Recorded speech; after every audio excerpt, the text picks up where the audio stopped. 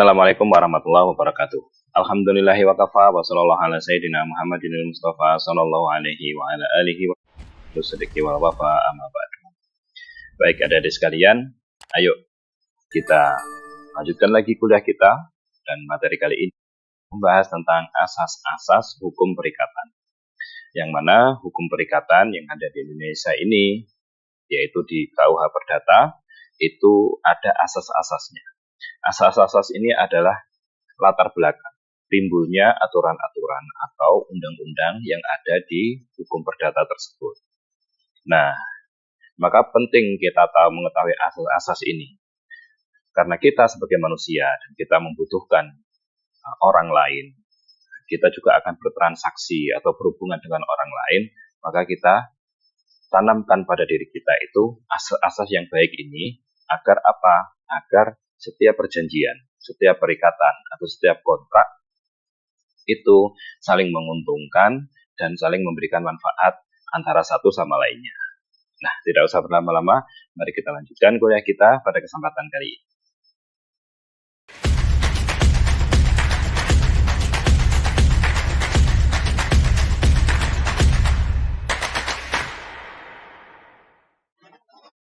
Oke, kita akan membahas dulu tentang pengertian dari asas hukum perikatan. Dari kata asas ini apa sih yang dimaksud dengan asas?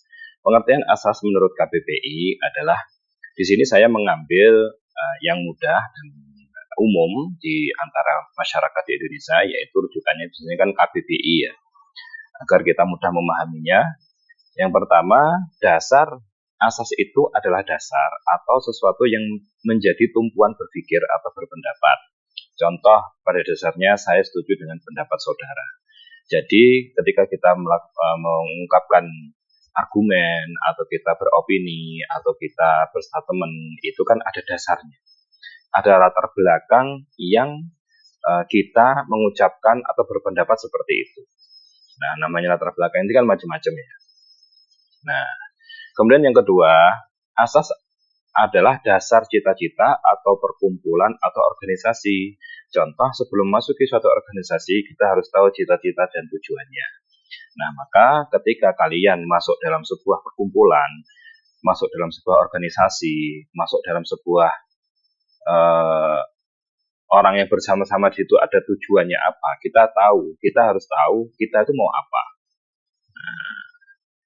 Tujuan dari pergerakan itu apa, kemudian cocokkan gitu kan. Oh, saya itu senangnya begini, saya maunya punya ide begini. Nah, itu kita, kalau saya punya ide besar seperti ini, saya cocok masuk di sini, entah masuk partai atau organisasi atau perkumpulan atau LSM dan lain sebagainya. Nah, mereka itu kan mempunyai anggaran, mempunyai pikiran dasar. Bahkan yayasan, lembaga pendidikan pun mempunyai anggaran dasar, mempunyai pikiran dasar. Nah, apa yang akan ditanamkan di organisasi tersebut, di yayasan tersebut. Nah, instansi-instansi pun juga mempunyai pikiran dasar mereka. Nah, makanya itu dinamakan dengan asas. Yang ketiga, asas adalah hukum dasar sebagai contoh tindakannya itu melanggar hukum. Jadi asas itu juga bisa disebut dengan hukum dasar. Kalau istilahnya hukum dasar ini bisa berlandaskan adat istiadat gitu ya, atau ketentuan kebiasaan yang berlaku di situ. Misalkan kalau mengambil barang milik orang lain itu tidak boleh. Nah, itu kan hukum dasarnya seperti itu. Kalau kita menganiaya orang lain itu menyebabkan sakit gitu, nah otomatis hari itu tidak diperbolehkan gitu ya.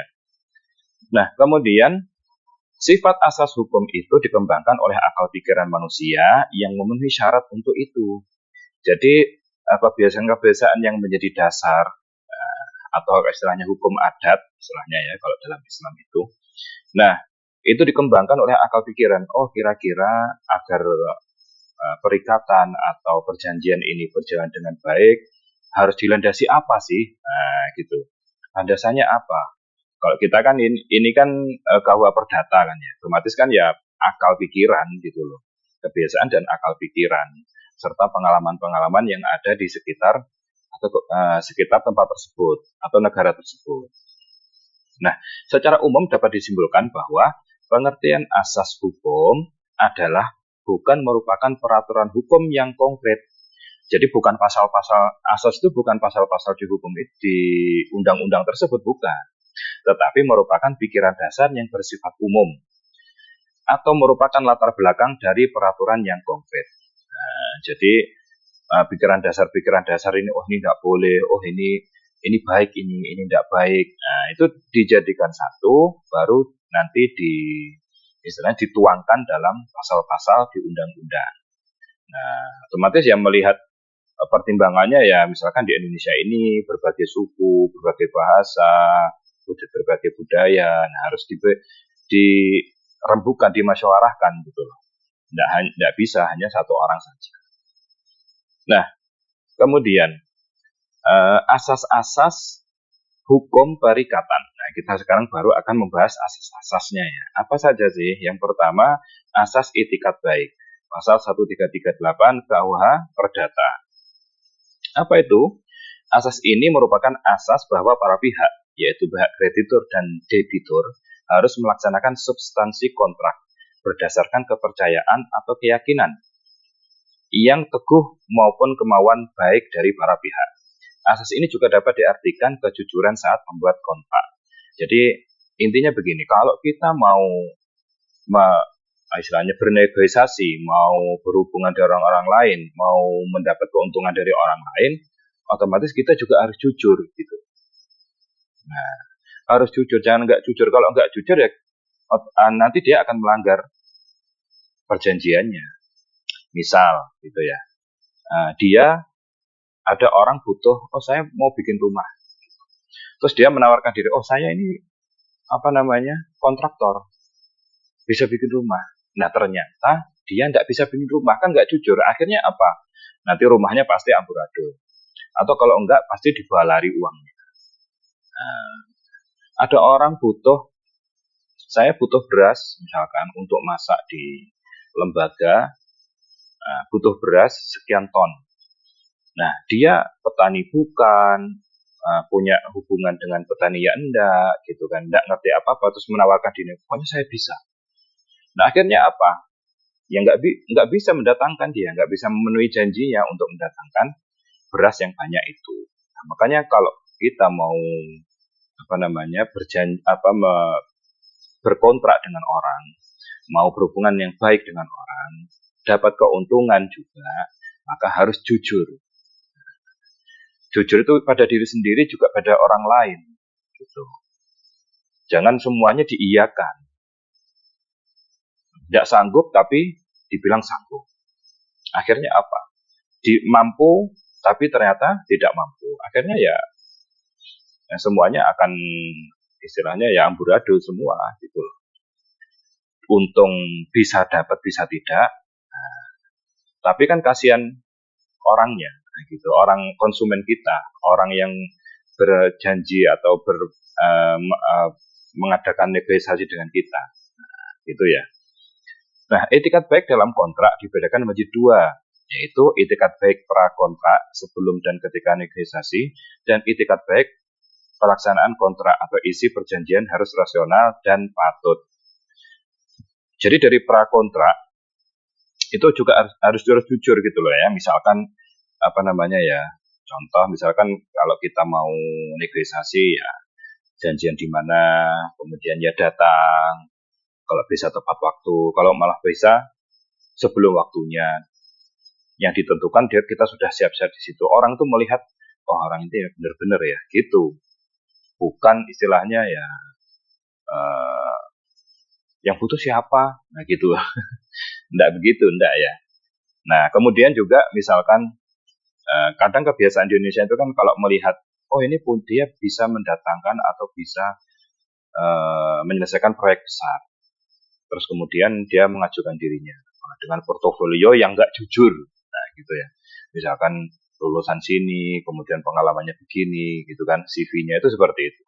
Nah, lalu dia untuk istilahnya ya meyakinkan konsumennya itu dia pakai pakaian yang branded atau pakai mobil yang bagus.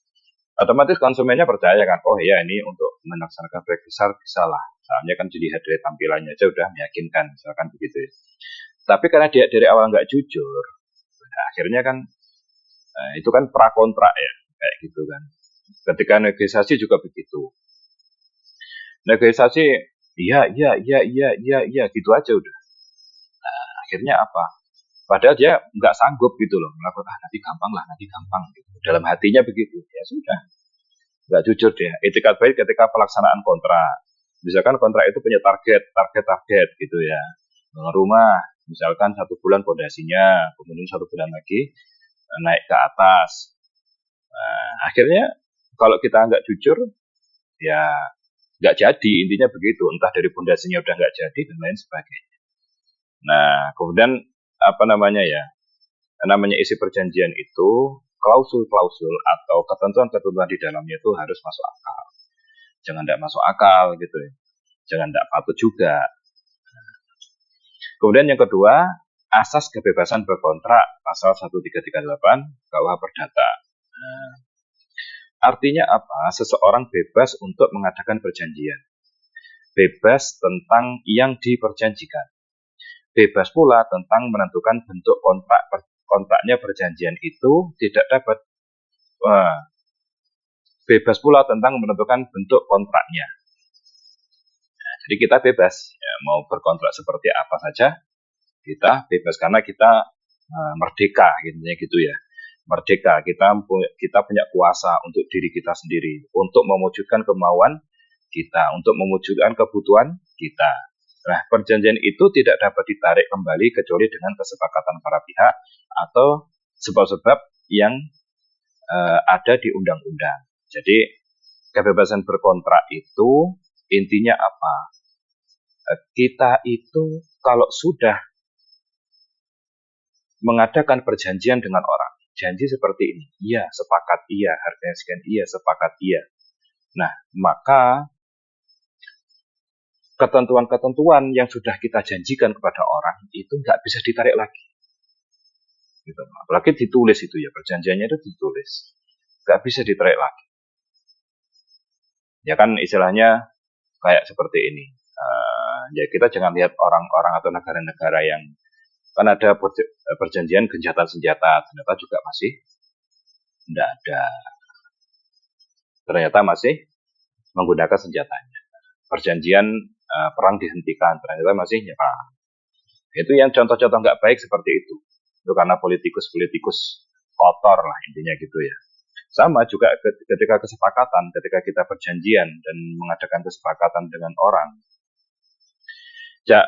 Perjanjian kita yang sudah kita kesepakati tidak bisa ditarik. Wah, saya kayaknya nggak bisa deh, males. Nggak bisa gitu, enggak. Beda sama orang yang janjian, besok tak belikan makan ya. Gitu. Ternyata besok tak dibelikan makannya itu kan hanya lisan saja seperti itu.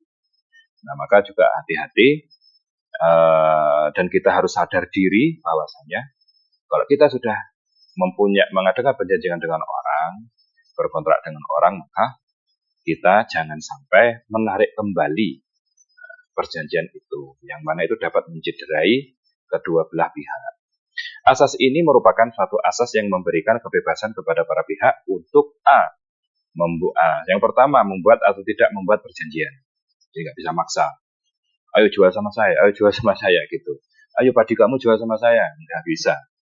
Nah, B, atau yang kedua, mengadakan perjanjian dengan siapapun. Kita berhak mengadakan perjanjian dengan siapapun, bahkan dengan non-muslim pun kita, muslim dengan non-muslim pun berhak. Cuma di Islam kan ada aturannya gitu ya. Tidak boleh transaksi yang haram untuk babi atau prosesnya, misalkan begitu. Kemudian yang ketiga, menentukan isi perjanjian, pelaksanaan, dan persyaratannya. Jelas ini ya, rembukannya tentang apa, barangnya, berapa beratnya, jenisnya apa, terus diserahkan di mana, misalkan begitu, terus packingnya, prosesnya gimana, pada hari apa, jam berapa, itu silahkan ditentukan. Bebas kita ya, selama disepakati. Yang keempat, menentukan bentuk perjanjiannya apakah tertulis atau tulisan. Maka di sini saya sarankan kalau kita mengadakan perjanjian yang nominalnya mungkin besar gitu ya, maka silakan ditulis. Kalau ditulis itu buktinya kuat. Nah, kadang kita itu sembrono gitu ya, kita itu sembrono, terlalu percaya kepada orang. Nah, kita nggak ngajarin suudzon, tapi ya jangan terlalu percaya dengan orang gitu. Jangan terlalu percaya orang itu bukan suudzon, bukan. Nah, jadi kita usahakan kalau nominalnya besar, tanggung jawabnya besar, itu silahkan ditulis gitu ya. Besaran perkiraan besarannya itu ya bisa kalian perkirakan sendiri. 1 juta pakai perjanjian tertulis ya silahkan kalau mau gitu. Transaksi harganya 1 juta, harganya 2 juta, ya silahkan saja. Asas kebebasan berkontrak ini bersifat universal, artinya berlaku juga dalam berbagai sistem hukum, perjanjian di negara-negara lain dan memiliki ruang lingkup yang sama. Berarti asas kebebasan berkontrak ini berlaku di seluruh dunia. Kemudian selanjutnya, yang ketiga, asas konsensualisme pasal 1320 KUH Perdata. Apa itu asas konsensualisme? Bahwa perjanjian telah terjadi jika telah ada konsensus antara pihak-pihak yang mengadakan kontrak. Para pihak yang mengadakan perjanjian harus sepakat dalam setiap isi atau hal-hal pokok dalam perjanjian yang dibuat. Konsensualisme itu adalah sepakat. Harus sepakat, jangan dipaksakan. Gitu ya. Jangan dipaksakan. Wong kita sudah sepakat, sudah deal, semuanya dibuat bareng-bareng, nanti kalau begini-begini, kalau misalkan tidak bisa begini harus begini. Deal itu saja belum tentu bisa dilaksanakan gitu loh. Apalagi udahlah, kadang orang Indonesia itu kan tidak terlalu suka ribet ya. Sudahlah, iya pesan ya gini besok bawa gitu.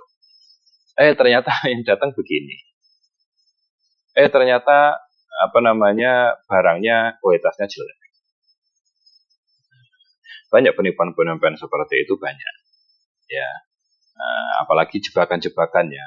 Ada orang itu, ada dulu tuh tetangga saya yang dia tuh konveksi, kemudian kirim barang ke Arab. Bayangin kirim barang ke Arab, kontaineran. Nah itu perjanjiannya bayar separuh, kemudian nanti kalau sudah sampai sisanya ditransfer. Akhirnya jalanlah itu.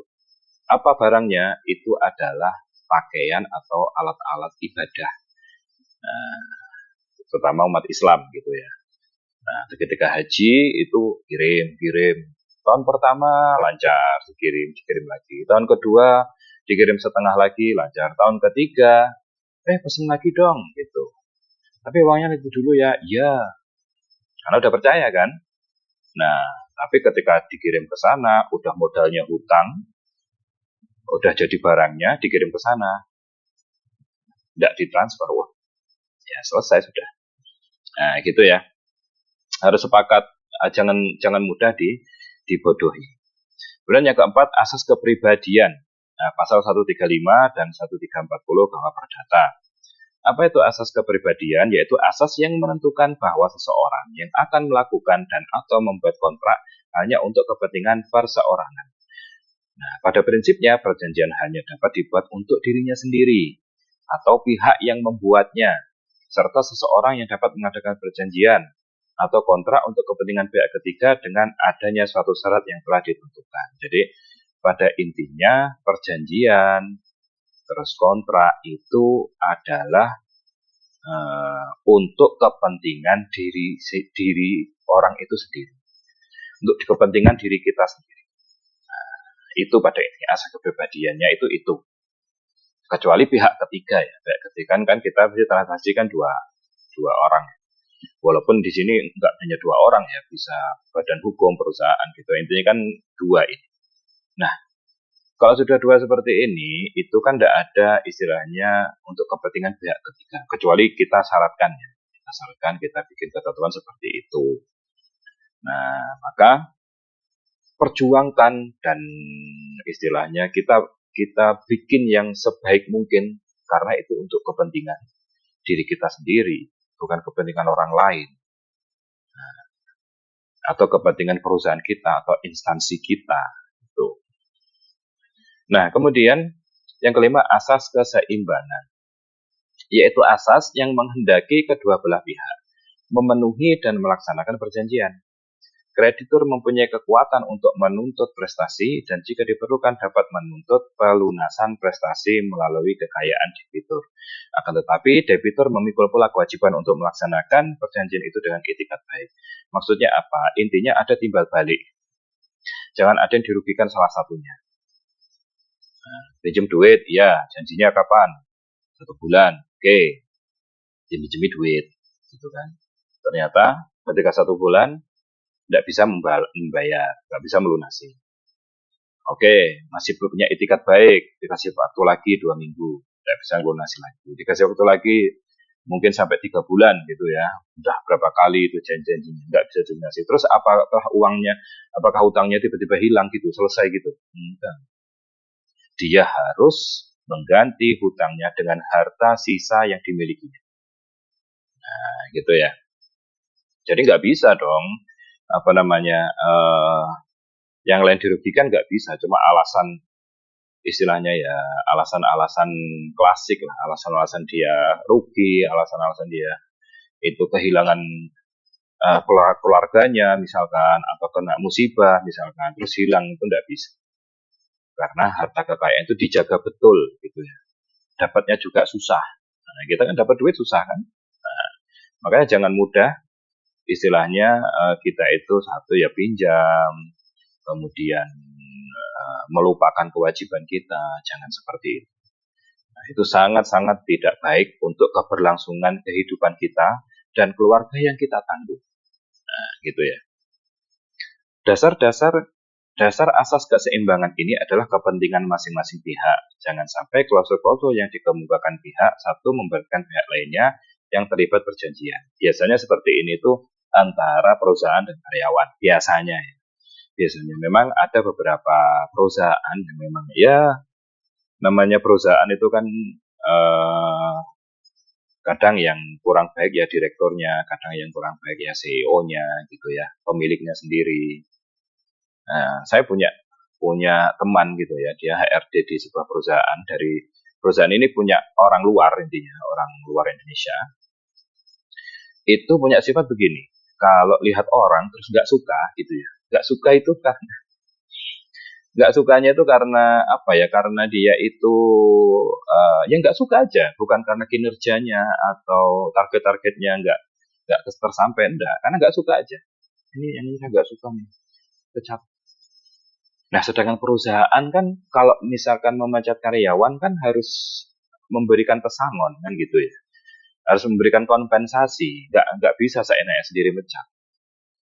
Nah, HRD ini pusing gimana caranya dia nuruti bosnya untuk mecat orang ini, tapi perusahaan nggak bayar kompensasi. Nah, gitu.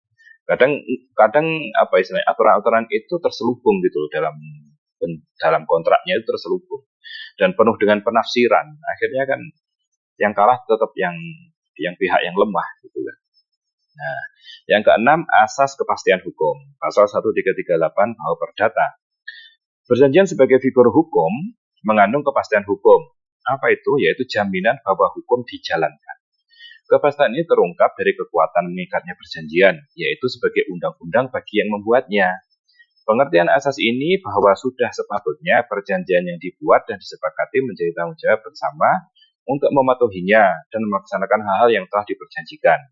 Sehingga perjanjian yang dibuat akan mengikat para pihak untuk mentaatinya dan mengakibatkan terciptanya kepastian hukum.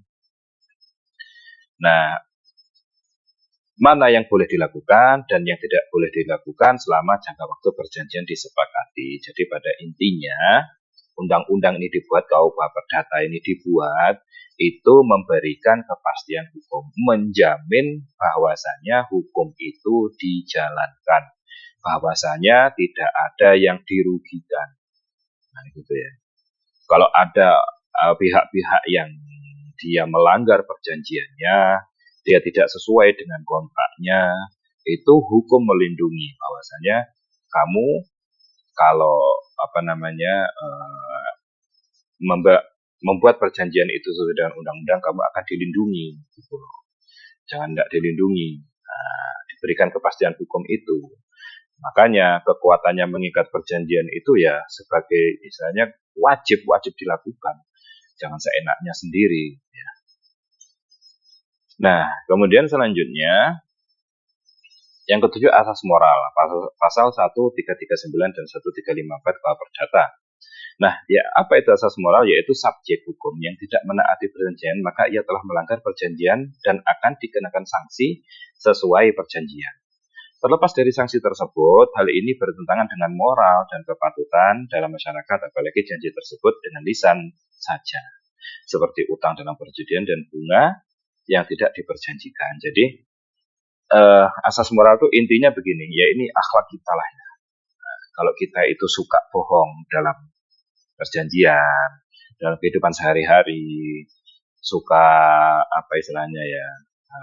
ingkar janji gitu ya, otomatis ya orang kan nggak akan percaya sama kita. Kalau orang sudah nggak percaya sama kita, ya kita ngapain gitu. Ya maksudnya itu kita hidup itu ya gitu-gitu aja, bahkan semakin terpuruk. Ekonomi kita semakin terpuruk, anak-anak kita juga kena dampak. Anak bapaknya tukang bohong itu, bapaknya tukang tipu itu, gitu loh. Nah seperti juga misalkan ini kepatutan moral dan kepatutan masyarakat itu yang dengan lisan saja utang dalam perjudian. Orang kalau sudah kejadian judi kan akhirnya utang sama bandarnya misalkan. Udah utang dulu lah. Ngomongnya gitu dong. Terus apa bisa dituntut itu? Kalau moral seperti ini. Tidak bisa dituntut di pengadilan. Kamu utang banyak kamu. Akhirnya makainya apa? Kekerasan. Pakai debt collector. Ya. Namanya udah kena orang judi kena slot. Apalagi ya. Sebelah salam. Hati-hati ya dengan slot ya. Nah itu menyebabkan hancurnya kehidupan dan baik keluarga pribadi dan keluarga. Dan bunga yang tidak diperjanjikan. Nah, biasanya kan kalau utang ada bunganya, biasanya. Karena ya kalau orang kan muslim itu kan nganggepnya kalau kita ngutangin orang itu kan sudah berjasa sama dia. Gitu. Nah, jasanya itu dikembalikan atau dibalas dengan bunga itu. Seakan-akan begitu. Padahal kan dalam Islam nggak boleh kalau dalam Islam. Kemudian selanjutnya terakhir asas kepatutan pasal 1339 KUH Perdata. Nah, asas kepatutan berkaitan dengan ketentuan isi perjanjian yang harus diharuskan oleh kepatutan berdasarkan sifat perjanjiannya. Suatu hal yang telah menjadi kepatutan atau kepantasan dalam masyarakat tidak dapat dilanggar oleh para pembuat perjanjian meskipun perjanjian hanya berlaku untuk para pembuatnya saja. Jika melanggar kepatutan dan kepantasan, maka perjanjiannya batal demi hukum dan akibat perjanjian dianggap tidak pernah ada. Jadi kepatutan ini sebenarnya dan kepantasan ini sebenarnya ya menurut kebiasaan masing-masing ya. Nah, tapi yang jelas, istilahnya secara sepakat itu, misalkan begini, kalau nggak bisa membayar hutangnya, maka harus merelakan kehormatannya, misalkan begitu. Ya, jelas kan ini melanggar kepatutan. Nah, gitu dan kepantasan gitu ya. Nah, telah melanggar kepatutan dan kepantasan, maka itu nggak boleh. Kalau orang dulu ya, misalkan hutang, ini saya contohnya hutang terus ya. Nah, karena ya hampir sama lah sebenarnya. Orang-orang itu kan intinya kasus-kasusnya itu ya utang dan segala macam utang gitulah. Nah, kalau orang dulu di Romawi itu misalkan utang ya nggak bisa bayar. Nah, dia misalkan si laki-laki si bapak ini atau suami ini hutang nggak bisa bayar. Nah, kemudian utang itu kalau nggak bisa bayar kan jatuh tempo nambah bunga, terus dikasih waktu lagi misalkan ya ini jatuh tempo nambah bunga lagi. Nah, semakin besar lah hutangnya, semakin lama kan semakin besar. Nah, ketika memang nggak mampu membayar, dia akan menyerahkan atau istilahnya menutupi hutangnya atau sebagiannya itu dengan menyerahkan istri atau anaknya.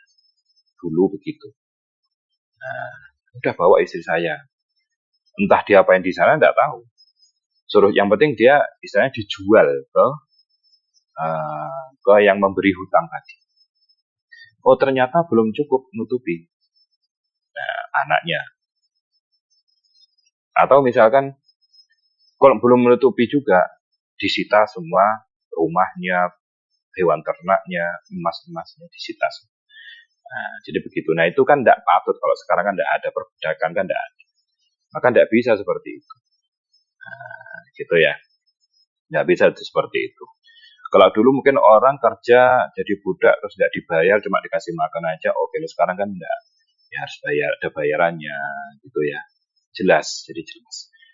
Oke, ada semua. Mungkin itu saja yang dapat saya sampaikan pada kesempatan kali ini. Semoga bermanfaat ya. Intinya apa? Tanamkan pada diri kita itu hal-hal yang baik. Gitu ya. Hal-hal yang baik. Jauhi hal-hal yang tidak baik seperti ingkar janji, bohong. Kalau mampu bilang mampu, kalau enggak bilang enggak. Nah, gitu ya. Atau kalau misalkan tidak mampu tapi bisa tahu orang yang mampu kita ajak kerjasama ya silahkan. Tapi pertimbangan untuk memenuhi janji itu silahkan silahkan dipenuhi. Gitu. Nah, jangan kita mudah ingkar janji. Terus kemudian juga karena asas-asas ini berlandaskan kebiasaan-kebiasaan ya, hukum adat, kebiasaan-kebiasaan dan akal. Nah, maka kita berusaha memenuhi apa yang telah diperjanjikan. Nah, gitu ya. Pokoknya negosiasi aja. Nah, semuanya harus negosiasi. Jangan bertindak semau kita atau inisiatif kita yang dapat merugikan kita dan orang lain. Oke, itu sudah dapat saya sampaikan. Kurang lebihnya mohon maaf. Kalau ada yang kurang, silakan tulis di kolom komentar. Assalamualaikum warahmatullahi wabarakatuh.